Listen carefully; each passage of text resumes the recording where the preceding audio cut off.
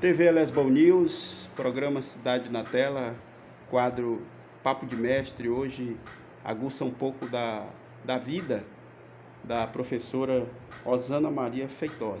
Professora Osana, que já tem uma certa experiência, atualmente ela está lecionando na rede municipal e também na rede privada. A gente vai saber um pouco da vida da professora Osana nesse campo da docência. Inicialmente, professora, agradecer, me dá a satisfação de saber um pouco da sua vida aqui para o Papo de Mestre do Cidade na Tela, e queria que você começasse aí fazendo uma espécie de apresentação, porque em off, até para minha surpresa, você dissera que não se considera nem lesbonense nem valenciana. Explica um pouco para a gente isso. Boa tarde. Boa tarde, Zé Neto.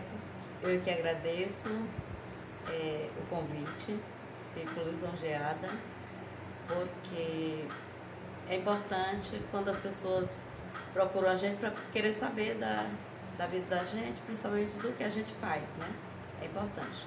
Então, quando eu disse que não me considero nem valenciana e nem lesbonense, de fato eu cometi um equívoco, porque eu não sou natural de Valença, nem de Lesbão, sou natural de Aroazes, do município de Aroazes, mas sou muito feliz de morar em Lesbão Veloso. Já moro em Lesbão Veloso há quase 30 anos e sou feliz aqui. Foi a terra que me deu a oportunidade de exercer uma profissão, criar meus filhos junto com meu esposo e sou feliz. Agora, o princípio, já adentrando aqui a nossa pauta, que é falar de educação, o princípio da trajetória enquanto educadora, como é que foi? Quando eu terminei o ensino médio, hoje o ensino médio, no tempo era científico e magistério. Uhum. Eu fiz científico, me preparei para fazer vestibular, mas no meu tempo as coisas eram muito difíceis. Uhum. Vestibular ainda era aquela coisa para rico. Sim. Né? Mas eu tentei umas 2 vezes. Da segunda vez eu quase entro para... Eu fiz em 86, 87, quase entro para nutrição, mas eu sempre gostei das letras. Sim. Eu pretendia fazer direito, né? Era um sonho irreal naquele tempo, né? Quer dizer, apesar das dificuldades e até das adversidades naquela época, mas a senhora já estava pleiteando o seu espaço, buscando o seu lugar profissional através de vestibular. Então a senhora fez vestibulares naquela época? Fiz vestibular, fiz 2 vezes. Uhum. E em 1998 eu casei. Eu morava em Teresina nesse tempo. Aí eu casei e vim embora para... Não, eu não casei, eu vim embora para Valença. Deve ter sido 1988, não? Isso, desculpa. Uhum. 1988. E eu trabalhei no Guri. Nesse tempo era Guri, hoje é Dom Quixote. Isso em Valença. Em Valença. Escola da Dona Belisa, que por sinal é tia da Dona Ivete. Como é que foi a experiência lá em Valença? A senhora ainda jovem e com certeza já dando seus primeiros passos, né, na educação. Nesse tempo eu tinha 20 anos, era jovem. E assim, como eu me preparei para fazer vestibular, eu não tinha experiência com magistério, nem tinha técnica. Uhum. Né? De fato, quando eu comecei a trabalhar, foi que eu fui conhecendo as técnicas. Trabalhei lá 1 ano, foi muito bom, foi uma experiência maravilhosa. Sou muito grata, Dona Belisa, por ter me dado essa oportunidade. E em 98 mesmo eu casei. Depois, naquele tempo as coisas eram muito difíceis, eu deixei de trabalhar e fui sui só cuidar dos meninos mesmo. E fiquei, nesse período que eu cuidava das crianças, eu fiquei no interior mesmo, lá no Oiticica, que é a propriedade da família do Neto. E lá nessa brincadeira eu morei 8 anos. Quando os meninos chegaram no período escolar, o Luiz Felipe ainda estudou lá 3 anos em Valença. Sim. Depois a Rosana atingiu também a idade escolar e eu vim para cá. O meu primeiro emprego aqui foi no censo. Eu fiz concurso e fui recenseadora. O censo do IBGE. Sim. Não é isso? Isso. Em 1996 ou foi 7? 6. Uhum. 6. Foi no ano que eu vim embora para cá. Depois tem eu duas licenciaturas, né? Isso é Pedagogia e Letras. Pedagogia e Letras. Aí eu comecei Pedagogia, eu já fiz elas pelas letras também, e a especialização também. Aí eu trabalhei no pleito da Dona Rosa Moura, me deu a oportunidade de trabalhar como professora. Nesse tempo eu já tinha feito magistério. É válido tudo que a senhora já protagonizou dentro da educação? Qual é o balanço que a senhora faz, a filtragem que a senhora faz de todos esses acontecimentos, desde o princípio até agora? É uma riqueza muito grande, embora assim o magistério, você também é professor e sabe que o magistério não é valorizado como devia, mas é uma riqueza muito grande. Eu digo sempre que eu aprendo mais do que eu contribuo, porque é uma ciência muito, muito importante. Hoje nós temos assim, a escolaridade das crianças de hoje, eles têm praticamente oportunidade e não têm aquele apoio que precisa para se desenvolver. Falta um suporte. Falta um suporte na família, falta um suporte até nosso, porque a gente vai com a boa vontade de contribuir para que a educação deles seja boa, mas nós recebemos alunos com diversos problemas na família, diversos problemas da família, que não os liberta para aproveitar melhor o ensinamento, para entender a importância da educação na vida deles. Eu vejo que isso é o que atrapalha. Agora, na sua concepção, professora Osana, a que se deve essa desvalorização, que inclusive foi comentada agora há pouco pela senhora, essa desvalorização para com os educadores, para com os professores? Assim, eu vejo, colocando elas no luz, que é o que eu conheço de educadores, meus colegas professores são todos muito bem preparados, mas o sistema não permite que a gente avance. Sim. Por quê? Porque eles trabalham em cima de resultados, o IDEB exige um resultado, a gente tem que mostrar esse resultado, tem que valorizar o desempenho, isso é certo, tem que valorizar todo o desempenho da criança, mas às vezes a gente não consegue porque a gente não tem a parceria escola-família, não funciona. Às vezes são crianças que não têm mesmo esse suporte em casa, são crianças que não têm afetividade, que é a primeira coisa que deve ter para uma criança se desenvolver bem, é a preparação afetiva em casa, né? Para que ela chegue na escola motivada. A gente vai trabalhar esse lado da motivação para a criança. E a gente perde muito tempo porque o professor ele deveria trabalhar o conteúdo. A senhora já se deparou com muitas dessas situações nessa sua vivência enquanto educadora e até como coordenadora pedagógica que foi, já vivenciou esses problemas? Já. Os alunos que têm desempenho menor são os que menos têm esse acompanhamento em casa, que os pais não entendem o real papel dele em casa, que é de motivar. Muitas vezes eles entendem até que é de dar suporte à criança, fazer a tarefa pela criança, é colocar um professor de reforço que dê tudo mastigadinho para ele, ao invés de motivar a criança para valorizar o potencial dela. Bom, e nos últimos meses a gente tem presenciado, a gente tem vivido no Brasil, de um modo especial, essa questão da problemática nas escolas, essa onda de violência na escola, onde a gente deveria ter um local aprazível, bucólico, para passar ensinamentos. Hoje a gente está voltando o nosso conhecimento como forma de atenuar o que tem acontecido para essa violência. Qual é a análise que a senhora faz disso tudo que tem acontecido aí? É reflexo de quê? Eu acho que é reflexo de um problema que já se arrasta há muito tempo, né?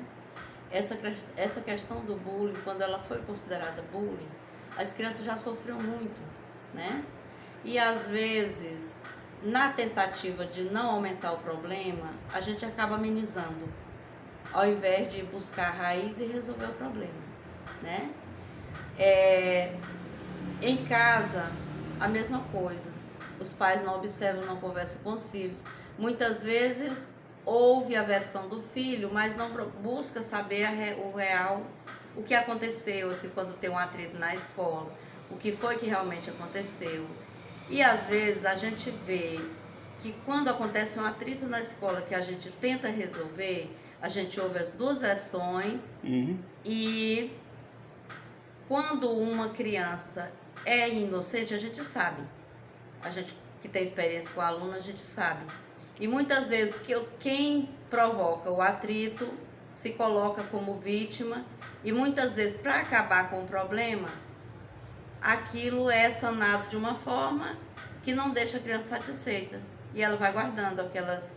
Que aí é onde acontece o bullying, quando o problema não é resolvido. Porque atrito sempre existiu.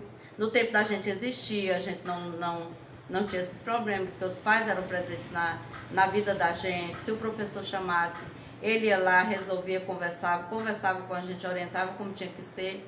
Hoje não. Na maioria das vezes, os pais, sem saber o verdadeiro motivo, tomam as dores e querem resolver da forma deles. E o pai é o modelo para a criança, né? Se o meu pai faz dessa forma, eu também posso fazer. Bom, uma maneira que a gente poderia, uma dica que a gente poderia passar aqui para aproximar a família mais da escola e passar a ser um parceiro, professora Rosana, porque muitas vezes a família joga até o problema todo para a escola, para os professores, para a direção da escola e esquece que tem atribuição. Então, o que a gente poderia fazer para chamar a família para ser mais próxima? Olha, na experiência que eu tive de 11 anos de coordenação no Reino Encantado, eu nunca tive problema assim de conversar com os pais. Eu me coloco na condição de parceria mesmo. Se está acontecendo, vamos conversar, vamos entender e vamos resolver. Nada de meias conversas que possam dificultar, que possam provocar uma situação mais difícil. Sim. E quando o ano passado, depois do seletivo que eu assumi no município, quando as mães chegavam para conversar comigo, elas já vinham armadas. Sim. Era como se viesse para brigar. Então a senhora acha que o diálogo na rede pública é mais complicado? É mais complicado. Sim. Hoje eu já não vejo assim, porque elas já me conhecem. Já conhecem o meu trabalho do ano passado. Eu chegava, porque muitas vezes quando o pai vem armado, a pessoa, não, para evitar atrito, a gente não vai conversar agora. É preciso ter um jeito mais maleável de conduzir o processo, a conversa. E eu sou meio radical. Se tem que conversar, eu converso agora. Né? Então eu fui conversando, explicando como é a forma que eu trabalho, que eu gostaria de ser apoiada, que os pais apoiassem. E eu converso, coloco o problema da criança e a gente não vai discutir por isso, a gente vai tentar encontrar a solução, casa e escola junto. E deu certo. Eu espero que esse ano as mães se mostraram mais flexíveis e eu acredito que vai ser mais fácil o trabalho. Bom, a senhora tem uma larga experiência aí como docente, inclusive já com uma trajetória boa no ensino fundamental maior, não é isso? Eu achava que a senhora também militava no ensino infantil, mas não. Fale um pouco aí desse seu trabalho enquanto professora, do ensino fundamental. Do fundamental? No Reino Encantado eu comecei em 1998. Substituindo a professora Vilma, com terceiro minha colega professora Vilma, né? Maravilhosa. Pois é. Terceiro e quarto ano. Quando terminou a licença maternidade dela, a tia Terezinha Salles se aposentou, que ela era professora de religião. Saudosa Terezinha Sim, Salles, né, também? Maravilhosa também. E então a dona Ivone era diretora da escola, ela perguntou se eu gostaria de ficar com religião, até surgiu a oportunidade. A escola particular é assim, né? Sim. E eu fiquei com religião de 1998 até 2004.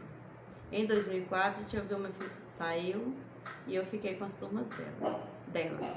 em 2008, 2007, 2008. Não Recordo abriu bem. mão dos desafios. Tanto a senhora diria que é uma pessoa pronta para os desafios? Eu não sou de fugir de desafios, não. Uhum. Eu gosto de enfrentá-los. Mas já fugi de um. A idade já me ensinou a fugir. Depois eu falo dele. Uhum. Então eu fiquei na coordenação com a Suzana. Na época eu não queria, porque eu tinha medo de não dar conta. Quando a dona Ivete me chamou, que a dona Ivone disse que ia sair, porque estava cansada e tudo. Pelos motivos, explicou os motivos dela, né? Sim. Ela me convidou para a coordenação. Eu disse, dona Ivete, eu não gostaria, porque quando eu saí da sala de aula, eu trabalhava no terceiro ano, já tinha sido remanejada para o terceiro ano. Se eu sair da sala de aula e não der certo, eu vou perder minha turma porque outra professora vai Sim. me substituir, né? Uhum. Ela disse, não tem problema, eu lhe ajeito. A senhora preferiu abraçar a causa, então? Foi, aí eu abracei a causa. E nessa brincadeira eu fiquei 11 anos. Mas para falar a verdade, eu gosto mesmo da sala de aula. Eu trabalhei esses 11 Gosta de anos ser professora, de professora? Ser professora, é. Sei. Não sei se eu sou uma boa professora, mas eu gosto. Eu acho Sim. que isso já é 50%, né? Mais alegrias ou mais tristezas nesse período todo enquanto professora? Mais Qual alegrias, porque problemas a gente sempre tem, né? Uhum. E eu me realizo cada vez que eu vejo uma turma saindo. Cada vez que a gente vê um aluno ser aprovado. Um aluno ser aprovado no final do ano, chegar ao Enem, ser bem sucedido, né? E saber que a gente teve uma pequena contribuição, isso não tem preço. Sim. Isso é o que gratifica o trabalho do docente. Mas já sente o efeito que eu digo do cansaço, as agruras da profissão? A senhora já sente algo nesse sentido? Já. Assim, é porque quando a idade vai chegando, a gente vai ficando cansado mesmo. Né? Não é questão de insatisfação. Eu amo a docência, mas já me sinto cansada. Com a pandemia, meu filho teve Covid, foi um dos primeiros, como você sabe. Sim. E depois eu fiquei, assim, eu não sei se eu tive uma ansiedade, eu acho que eu tive. Né? Também. E eu fiquei, assim, descrente. Nesse período, em 2019, a BNCC veio com tudo, né? Sim. Tudo informatizado. E por questão do trabalho de relações humanas, que é mais a minha área, eu não sou muito tecnológica. Sim. Então foi esse o motivo de eu ter saído da coordenação. Porque eu não ia dar conta do serviço e eu estava me achando muito cansada para ter que estudar tudo mesmo. Né? Então eu entreguei a coordenação por isso. Qual é o legado que a senhora acha que a pandemia do coronavírus deixou para a humanidade, por que não dizer para o segmento que a gente está inserido, a educação? Ela deixou muita ansiedade nas crianças, principalmente. Este ano... A senhora percebeu isso no retorno, da volta da aula presencial? No retorno, na volta. Sim. Mas para as crianças que têm consciência, ela deu também uma alavancada. Porque hoje eles são mais atenciosos, eles valorizam mais. Eles não gostavam, os alunos do Reino Encantado não gostavam de aula online. Uhum. É enfadonho para eles, é enfadonho para o professor ficar repetindo, né? Aliás, que aquilo foi um desafio, né? Foi um desafio, foi uma mudança mesmo. Hoje nós temos umas turmas pequenas, mas são turmas bem focadas lá no Reino Encantado. A senhora acha que essa questão tecnológica para a educação, principalmente, sobretudo depois da pandemia, ela veio para ficar, professora Rosana? Eu acho que veio, mas eu acho que a tecnologia jamais substituirá o professor presencial. Aquela aula pura, por assim dizer. A senhora acha que aquilo ali é necessário? É necessário, até porque tem o humano. A tecnologia não supre as necessidades humanas. E o professor, ele tem esse lado pai, de confortar, de saber o que o aluno está sentindo, qual é a necessidade dele, de uma palavra de apoio. Uhum. Como você também é professor, você Sim. sabe que quando o aluno tem um problema em casa, a gente detecta, até pelas produções de texto dele, Claro. A gente detecta. Eu costumo dizer que não somos apenas professores, docentes, mas até por algumas vezes psicólogos, médico, faz a função até de um pai, de uma mãe, não é isso, professora? É verdade. Agora, como é que a senhora se autodefine como professora? É difícil se autodefinir, mas é uma pergunta até ousada. Como é que a senhora se autodefine como professora e quais aptidões a senhora acha que tem como forte enquanto docente, enquanto professora? Eu me defino, em primeiro lugar, como uma pessoa realizada e grata a Deus pela oportunidade de ter uma profissão e de fazer o que eu gosto. Porque não era esse o foco, como a educação tem esse paradoxo, digamos assim, porque a gente cai na sala de aula, quase todo mundo, por acaso, não devia ser assim. O seu foco era direito? O meu foco era direito. Uhum. Mas eu abracei e sou apaixonada pela docência. Hoje, eu não tenho mais nem assim um sonho a realizar. Meus filhos realizaram meus sonhos. O Luiz Felipe fez direito, a Rosana fez psicologia, deu certo, graças a Deus. Então, quando a gente encaminha os filhos, a gente entende o sentido da vida, claro, né? Claro. A docência, para mim, foi tudo. Foi tudo. Porque é bom a gente trabalhar com criança e saber que mesmo uns pouquinho você deixou um sinalzinho de educação, né? Vou dizer que sou uma professora, acho que cumpro com o meu papel. Procura dar sua contribuição da melhor forma possível. Isso é que é importante, a gente tem que procurar da forma da gente, da maneira da gente, procurando ser a gente, dar essa contribuição, né, professora Rosana? E, graças a Deus, um casamento sólido, já há tempo, não é isso? Casamento sempre tem seus altos e baixos, não vai dizer que é...